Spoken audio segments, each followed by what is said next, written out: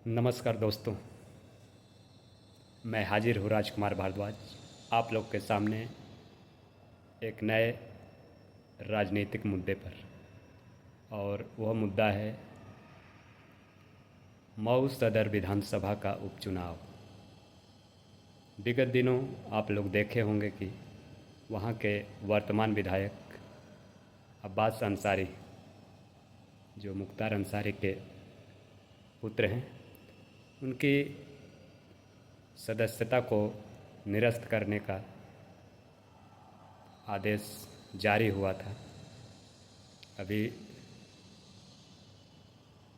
सदस्यता जो है निरस्त हुई नहीं है, लेकिन होने की पूरी संभावना है और वहाँ पर उपचुनाव होने हैं, क्योंकि उनको कोर्ट ने 2 साल की सज़ा सुना दी है। और उसी के बाद ये चुनावी माहौल जो है गर्म हुआ। तो आप लोग को पता होगा कि मऊ की धरती में जो सदर विधानसभा है, वहाँ पर अंसारी परिवार का लगातार दबदबा रहा है। मुख्तार अंसारी के मृत्यु के बाद वहाँ तो खालीपन आया, लेकिन उस खालीपन को भरने का कार्य उनके पुत्र ने किया था, लेकिन उनकी सदस्यता चली गई। और इस समय वो सुभाषपा यानी स्वलदेव भारतीय समाज पार्टी के विधायक थे और उन्हीं के पार्टी से चुनाव लड़े थे 2022 में। और उस समय समाजवादी पार्टी और स्वलदेव भारतीय समाज पार्टी का गठबंधन था, जिसमें यह सीट ओम प्रकाश राजभर के खाते में गई थी। अब फिलहाल ओम प्रकाश राजभर भाजपा के साथ आ चुके हैं और इस समय उत्तर प्रदेश सरकार में मंत्री भी हैं।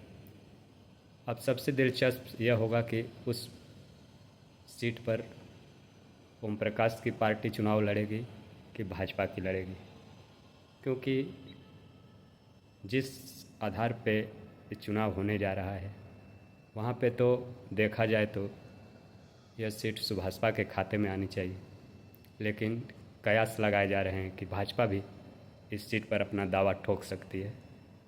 लेकिन अंतिम फैसला तो दोनों पार्टियों के गठबंधन के बीच जो बात बनेगी उस पर लिया जाएगा।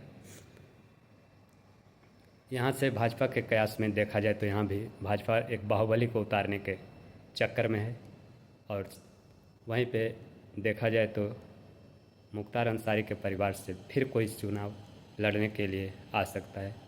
फिलहाल अभी तक तो कोई पुष्टि नहीं हुई है, लेकिन चुनाव लड़ने की श्रेणी में उनके परिवार के कई लोग अभी शामिल हैं और ये पूरी संभावना है कि कोई न कोई इसमें चुनाव में उनके परिवार का आ सकता है। अब देखने वाली बात यह होगी कि उनको सीट किस पार्टी से मिलता है, समाजवादी पार्टी से मिलता है या बहुजन से मिलता है, या फिर उनका कैंडिडेट सुभाषपा से आता है। ये बहुत ही दिलचस्प चुनाव होगा और जब तक इस चुनाव को लेकर कोई नोटिफिकेशन जारी नहीं होगा तब तक कोई भी कयास लगाना किसी भी आदमी का, किसी भी पत्रकार का अभी असमंजन का खेल माना जाएगा, क्योंकि सब लोग अभी कयास पर ही जी रहे हैं। अभी आखिरी पुष्टि होना बाकी है। तब तक के लिए आप लोगों से नमस्कार करता हूं और फिर मिलते हैं अगले वीडियो में। नमस्कार।